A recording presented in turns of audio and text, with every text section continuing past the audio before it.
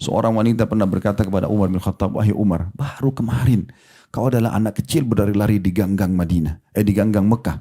Kemudian engkau tumbuh besar dan engkau termasuk orang yang membenci Islam. Tapi karena engkau beriman, Allah muliakan kau sekarang. Menjadi harum namanya, menjadi mertua Nabi, sahabat Nabi, dan menjadi orang yang ikut dalam semua peperangan Nabi, dan menjadi raja muslimin.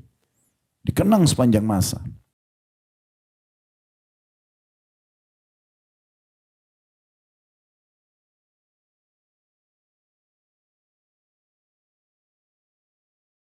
Allah memuliakan Khulafaur Rasyidin Abu Bakar, Umar, Uthman, Ali menjadi raja. Ya, dan terkenal, dikenang selalu kisahnya, dikenang selalu perjuangannya. Di masa Abu Bakar setelah meninggalnya Nabi SAW dari tahun 11 sampai tahun 13 Hijriah, itu seluruh fitnah yang terjadi di Jazirah Arab selesai. Sehingga nama Abu Bakar jadi sangat harum, selain sahabat Nabi, selain mertua Nabi, juga dialah yang memberantas dua Nabi palsu. Musailim al-Kadzab di Yamamah, wilayah Yamamah, dan Aswadul Unsi di Yaman. Dan di masa itu pula, beliau sudah bentuk pasukan untuk ekspansi ke wilayah utara Jazirah Arab, tepatnya wilayah negeri Syam. Tapi belum berhasil, lalu beliau meninggal. Tapi beliau berhasil meredam fitnah yang terjadi ya pada saat itu, adanya nabi palsu, dan juga adanya orang-orang yang menolak zakat. Mereka mau menghapus zakat karena menganggap zakat hanya diserahkan kepada Nabi SAW. Setelah itu, ya, Umar datang tahun 13 sampai tahun 23, 10 tahun. Di masa ini masa keemasan luar biasa. Ya, pasukan umat Islam sangat sederhana. Tidak semua punya kuda untuk berperang. Kadang-kadang ada yang menggunakan pedang. Pedang yang sudah cukup lama, ada yang dipinjamkan oleh temannya.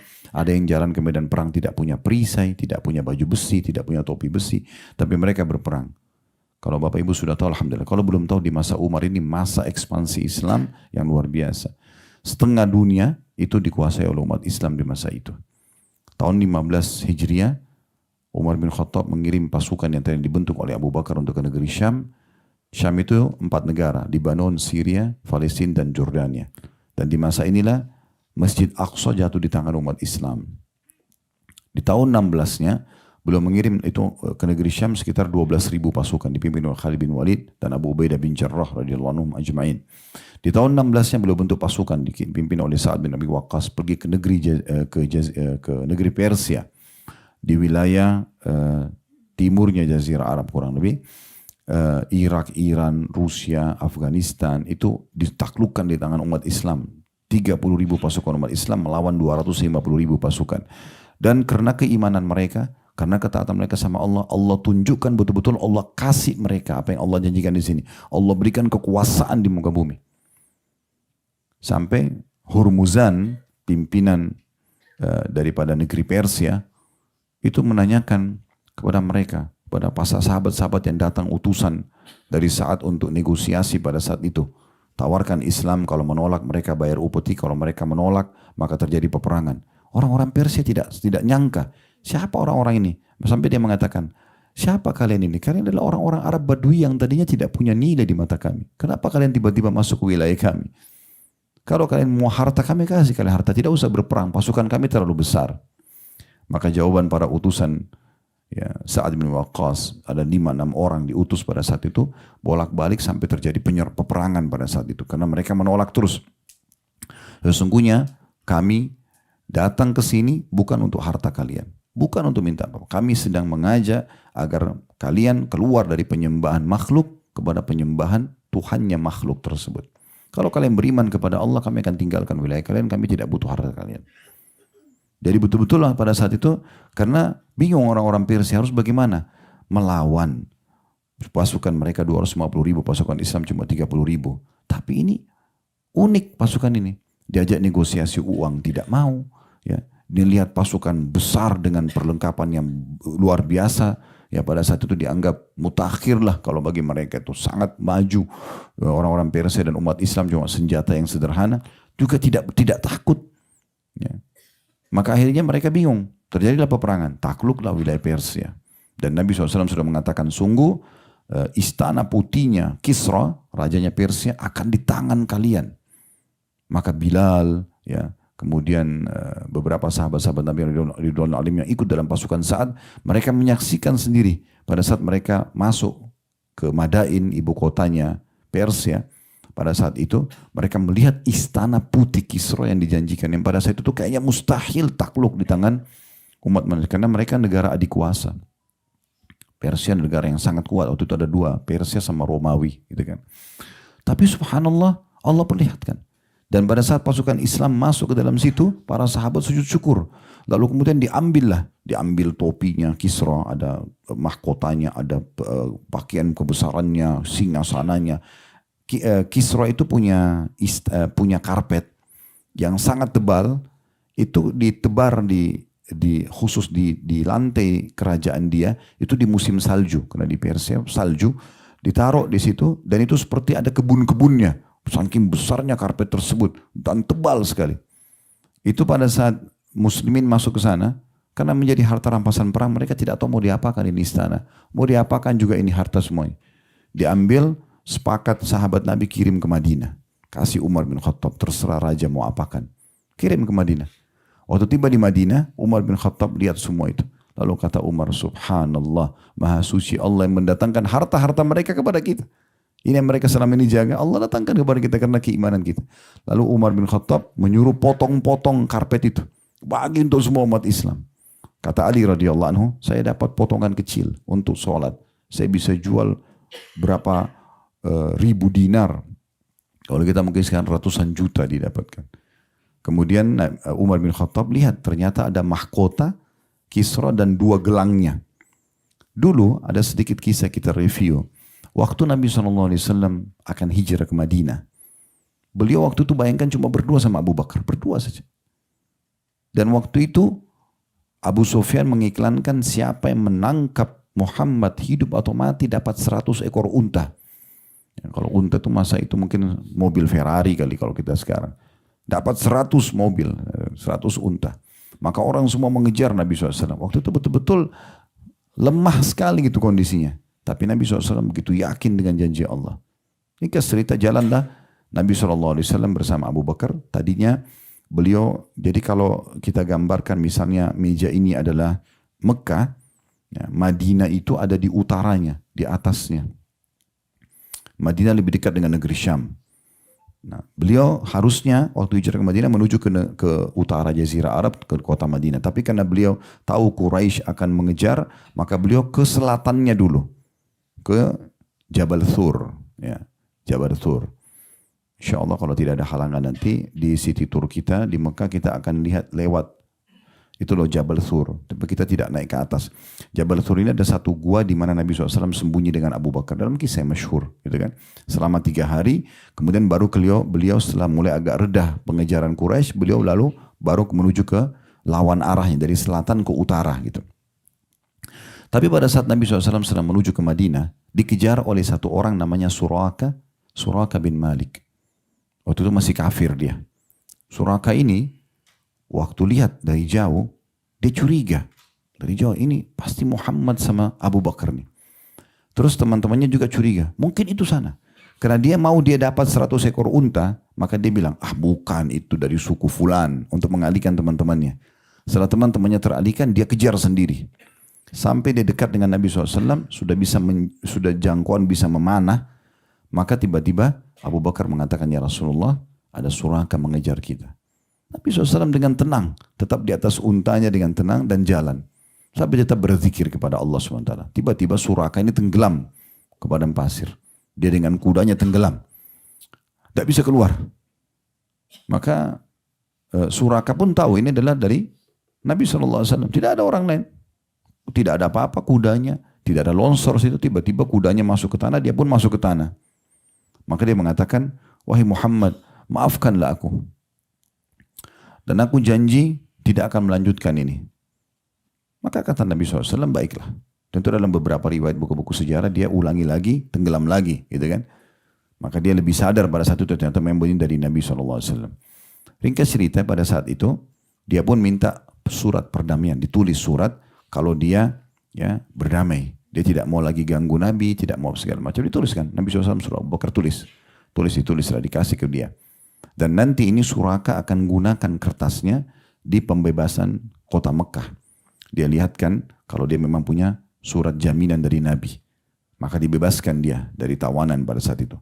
Tapi pada saat itu, dia sempat mengatakan begini, saya minta perdamaian, ditulislah surat. Lalu kata Nabi SAW sambil senyum kepada Suraka. Suraka masih kafir waktu itu. Nabi SAW mengatakan, wahai Suraka, bagaimana nanti perasaanmu pada saat engkau menggunakan mahkotanya dan 2 gelangnya Kisra. Kisra ini raja, penguasa, negara adikuasa yang paling disegani pada saat itu. Tentu Kisra ini julukan ya. Di bawah Kisra itu nanti ada nama-nama orang lagi. Ini istilah bagi raja-raja Persia. Seperti kalau Raja Romawi kan Kaisar. Nanti ada Bizantium I dan Raja apa, Konstantin dan segala macam gitu. Nah orang kalau di Ethiopia Najasyi. Kalau di Yaman Tubba. Itu istilah-istilah begitu. Nah kata Nabi SAW, bagaimana hai Suraka perasaanmu nanti kalau kau mengenakan mahkota dan 2 gelangnya Kisra. Dia kaget. Dia bilang Kisra Ani Sinwan, maksudnya Kisra yang sekarang lagi berkuasa. Kata Nabi SAW, iya. Maka Suraka bingung pada saat itu. Dia dijanjikan oleh Nabi akan pakai mahkota. Dan mereka tahu Nabi SAW ini orang yang jujur. Subhanallah, berjalan waktu, Nabi SAW hijrah dan seterusnya, perang terjadi sampai Nabi SAW meninggal. Dan Suraka sempat masuk Islam di masa hidupnya Nabi SAW, pembebasan kota Mekah. Beliau hidup Suraka ini sampai masa Umar. Nah waktu harta rampasan Kisra, Persia dibawa ke Madinah, Abu Umar tiba-tiba ingat sabda Nabi itu. Hai Suraka, bagaimana pendapatmu, bagaimana perasaanmu kalau di kepalamu ada mahkota dan di 2 tanganmu gelangnya Kisra. Maka kata Umar, panggil Suraka bin Malik. Ada di Madinah waktu itu. Dia tidak ikut dalam pasukan. Maka datang dia. Kata Umar bin Khattab sengaja depan orang semua. Wahai Suraka, apa yang Nabi SAW sebutkan, ucapkan kepadamu di saat kau kejar beliau waktu mau hijrah ke Madinah. Kata Suraka, kekasihku Rasulullah SAW. Dia tidak tahu ini kalau ada mahkota di situ. Dia cuma mengatakan kekasihku Rasulullah SAW mengatakan, wahai Suraka, bagaimana perasaanmu di saat nanti di atas kepalamu dan di kedua tanganmu ada mahkota dan gelangnya Kisra. Maka kata Umar, wahai Suraka, Allah telah membenarkan nabinya. Ini adalah mahkotanya Kisra dan ini adalah kedua gelangnya. Pakai dan keliling Madinah sekarang. Suraka pakai itu dan pakai gelang. Sambil dia menangis, dia keliling Madinah, dia mengatakan, kekasihku Rasulullah telah bersabda dan membenarkan sabdanya.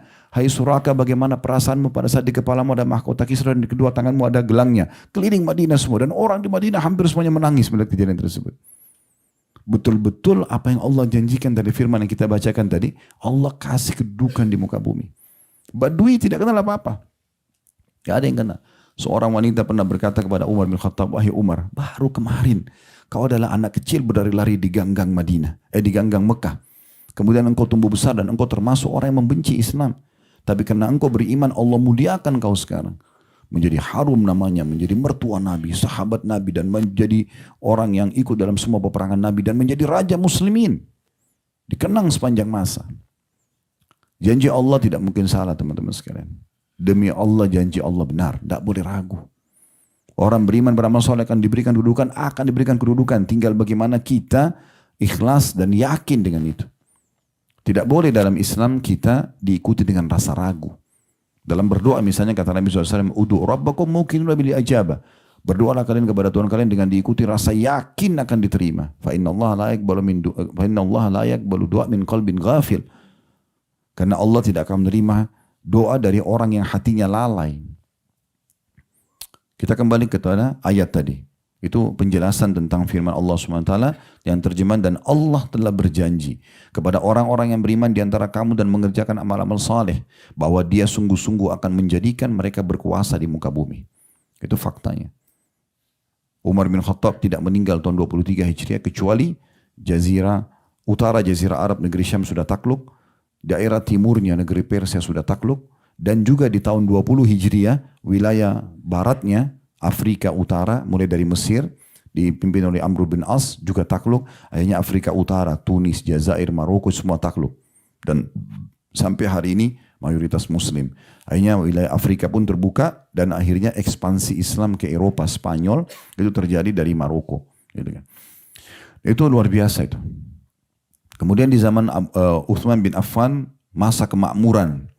Utsman bin Affan selalu hampir tiap hari mengirim. Kalau masa dulu kan tidak ada transportasi, kita tidak ada mobil, nggak ada iklan, medsos, nggak ada. Jadi caranya beliau datangkan unta-unta yang sangat banyak. Unta itu dipakai, dipikul di atas punggungnya itu macam-macam. Misalnya hari ini madu, semua madu. Lalu utusannya Utsman keliling Madinah mengatakan, wahai muslimin, ambillah hak kalian dari madu-madu ini, dibagi satu kota.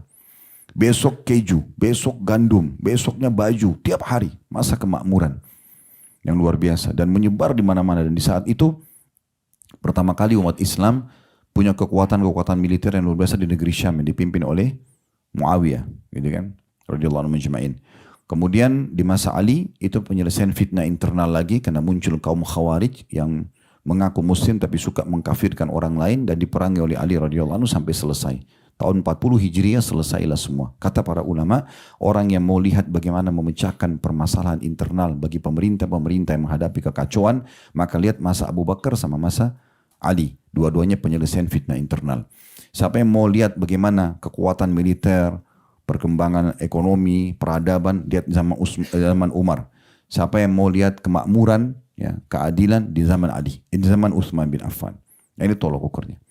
Setelah itu terus berlanjut itu. Berdirilah kerajaan pertama dalam Islam, dinasti Umayyah dari tahun 40 Hijriah sampai 132 Hijriah.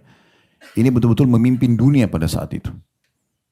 Raja-raja muslim dikenal. Coba teman-teman kalau ketik saja di kisah tentang dinasti Umayyah. Itu ratusan tahun itu. Puluhan tahun mereka berkuasa. Tahun 40 sampai 132.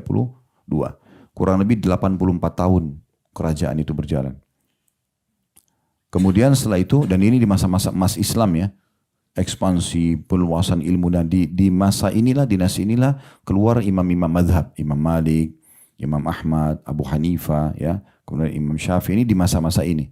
Keluar juga di masa ini imam-imam hadis, Imam Bukhari, Imam Muslim, Abu Dawud, Tirmidzi, itu di masa kerajaan dinasti Umayyah. Dan ini yang mendirikan adalah sahabat Nabi Muawiyah bin Abi Sufyan radhiyallahu anhu majma'in. Anaknya Abu Sufyan pun waktu awal benci Islam, tapi setelah pembebasan kota Mekah masuk Islam, gitu kan. Anaknya Muawiyah itu masuk Islam dan akhirnya menjadi pemimpin kaum muslimin, pendiri dinasti Umayyah namanya. Kemudian setelah runtuh dinasti Umayyah, habis masa kejayaannya, berdiri dinasti Abbasiyah, lebih besar lagi. Ya. Dari keturunan Abbas radhiyallahu anhu majma'in, paman Nabi SAW, itu dari tahun 132 Hijriah sampai 656 Hijriah. Ratusan tahun berkuasa. Waktu itu tidak ada yang berani dengan kekuatan Islam. Negara yang sangat besar dan sangat kuat. Semua ini kenapa? Karena mereka kembali kepada agama mereka. Mereka beriman kepada Allah SWT. Allah janjikan orang beriman dan beramal soleh, pasti Allah akan berikan kekuasaan. Ini di depan mata kita. Setelah itu, runtuh Abbasiyah di tangan suku Tatar. Ya, tentu panjang lebar kisahnya, saya tidak bisa ceritakan semua, tapi kita lihat secara globalnya. Kemudian didirilah dinasti Utsmaniyah di Turki. Ini juga sekarang lebih 600 tahun berkuasa. 600 tahun. Sekarang orang ke Turki bisa lihat banyak peninggalan-peninggalan kerajaan Islam di sana. Dan itu runtuh berubah jadi Republika tahun 1924. Nah, semenjak itu umat Islam seperti masing-masing di negaranya udah. Masing-masing sendiri. Dan kata Syekh Utsaimin rahimahullah, tidak ada cara untuk kembali mencapai kejayaan dan kekuasaan di muka bumi bagi umat Islam kecuali kita kembali seperti apa yang telah dilakukan oleh orang-orang sebelum kita. Abu Bakar, Umar, Uthman, Ali itu beriman kepada Allah, yakin dengan itu, kemudian mereka menyebarkan pasukan, mereka mengembangkan ekonomi, menyelesaikan fitnah internal, tapi karena modalnya adalah agama Allah, maka Allah berikan kemenangan. Kalau sekarang kan masing-masing. Ya. Umat Islam sudah masing-masing di negaranya, terpetak-petak gitu kan. Zaman dulu tidak ada itu yang membatasi seperti itu. Contoh saja. Maka janji Allah ini tidak mungkin salah tentang masalah Allah pasti akan berikan kedudukan di muka bumi. Lalu Allah mengatakan sebagaimana Dia Allah telah menjadikan orang-orang sebelum mereka berkuasa. Ya, semua nabi-nabi dan orang-orang beriman bersama mereka berkuasa. Nabi Ibrahim alaihissalam menjadi penguasa dengan pasukannya, Nabi Musa alaihissalam, kemudian Nabi Isa alaihissalam, semua nabi-nabi. Karena mereka beriman dan amal soleh di masa mereka tuh sampai pada tingkat kekuasaan yang luar biasa. Siapa yang tidak kenal dengan kerajaan Nabi Daud dan Nabi Sulaiman alaihissalam, sampai Nabi Sulaiman bisa berbicara dengan hewan, mengerti bahasa mereka. Tunduk padanya jin-jin, ya. Itu semua karena mereka beriman kepada Allah. Jangan bilang, oh itu karena nabi-nabi. Enggak, karena nabi-nabi beriman dan beramal saleh. Kita pun begitu. Kalau beriman sama amal saleh, pasti Allah akan kasih itu.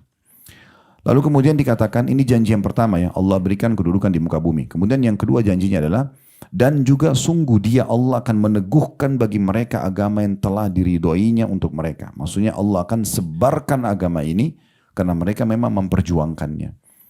Akan nyebar di muka bumi. Dan yang ketiga, dan juga dia Allah benar-benar akan menukar keadaan mereka. Sesudah mereka dalam ketakutan menjadi aman sentosa. Orang kalau beriman dan beramal saleh itu tidak ada ketakutannya. Dia kalau tidak pernah bohong, dia tidak pernah menipu, dia tidak pernah punya musuh, apa yang dia takutkan? Enggak. Tapi kalau orang suka berbuat dosa, suka melanggar, orang-orang munafik, sedikit teriakan dia dengar. Dia pernah mengambil uang 1 juta. Ada teriakan 1 juta dia sudah ketakutan sendiri. Orang beriman tidak ada rasa takutnya karena memang dia tidak perlu khawatir. Dia tidak melakukan pelanggaran. Ini janji yang ketiga. Dan Allah benar-benar akan mengganti keadaan mereka dari ketakutan menjadi aman sentosa. Mereka, kata Allah SWT, syaratnya supaya mau diberikan kedudukan di muka bumi, dibukakan pintu rezekinya, dimuliakan keadaannya, diharumkan nama baiknya, semuanya. Allah ganti ketakutan mereka menjadi aman sentosa. Mereka tetap menyembahku, kata Allah. Sibuk dari ibadah ke ibadah yang lain. Makanya saya bilang ini dari judul kita pengabdian abadi. Itu aja terus. Pokoknya dari zikir ke zikir yang lain, dari doa ke doa yang lain. Itu terus. Ya. Pokoknya selalu isi adalah ketaatan-ketaatan. Mereka menyembahku dan dengan tiada mempersekutukan sesuatu apapun dengan aku. Tidak syirik. Ya. Tidak boleh kita menduakan Allah subhanahu wa ta'ala. Minta pada Allah, minta juga pada kuburan. Gak bisa. Minta sama Allah masih bergantung pada batu-batu. Ini gak mungkin. Ya, sayangnya sekarang umat Islam ini banyak mencampur baurkan antara ketauhidan mereka dengan kesyirikan kepada Allah. Orang-orang Mekah dulu di sini teman-teman sudah tahu belum? Kalau Ka'bah yang kita tawaf kemarin, Abu Sufyan sempat beriman, tapi yang tidak beriman Abu Jahal, Abu Lahab, Umayyah bin Khalaf. Mereka kalau ditanya, ini Ka'bah apa ini? Mereka akan bilang rumahnya Allah. Mereka tahu ada Tuhan namanya Allah.